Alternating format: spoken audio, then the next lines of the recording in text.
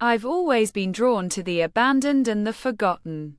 And Blackwood Hospital was the ultimate enigma.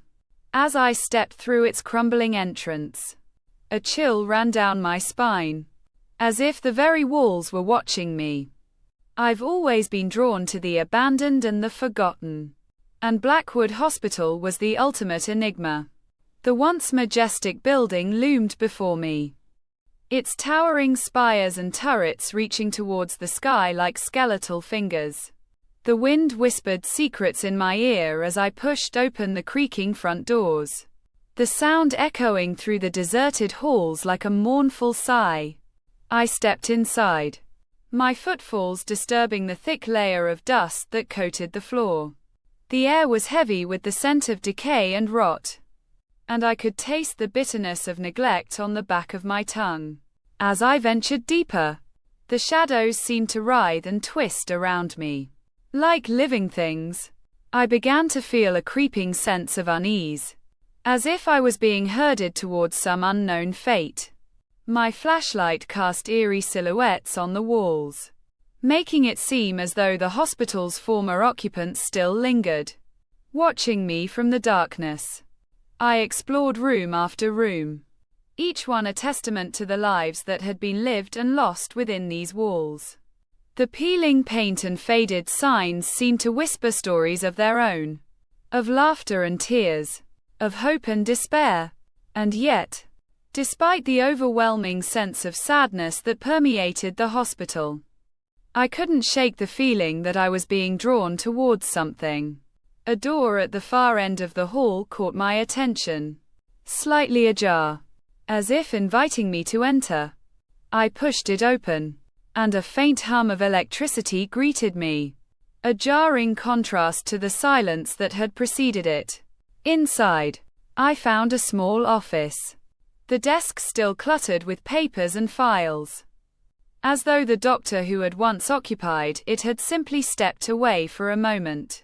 A nameplate on the desk read, "Drive Elijah Gray," and I felt a shiver run down my spine as I wondered what had become of him. As I delved deeper into the files, I began to uncover a disturbing pattern. Patient after patient had been diagnosed with the same condition, a rare and mysterious affliction that seemed to defy explanation. And yet, despite the alarming rate of incidents, there was no record of any treatment or cure being administered. It was as though Dr. Gray had been studying these patients, rather than helping them. I felt a growing sense of dread as I realized that I was stumbling into something sinister, something that was meant to remain hidden.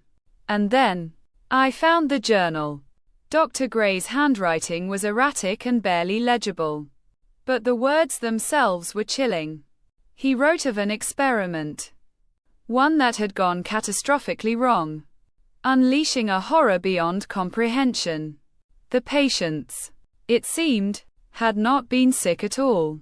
They had been vessels, hosts for some ancient and malevolent force that had been awakened by Dr. Gray's meddling. As I read the final entry, the lights in the room began to flicker, and I felt the air grow colder. The shadows on the walls seemed to coalesce into twisted, human-like forms, their eyes glowing with an otherworldly light.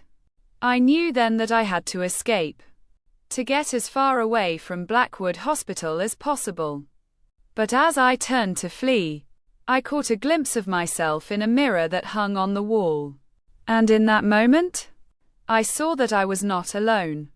The faces of the patients, the ones who had been hosts for the malevolent force, stared back at me, their eyes black as coal. I was one of them, a vessel, a host, and as the darkness closed in around me, I realized that I had uncovered a terrifying secret, one that would haunt me for the rest of my days. The last thing I remember is the sound of my own screams, echoing through the deserted halls of Blackwood Hospital, as the shadows consumed me whole.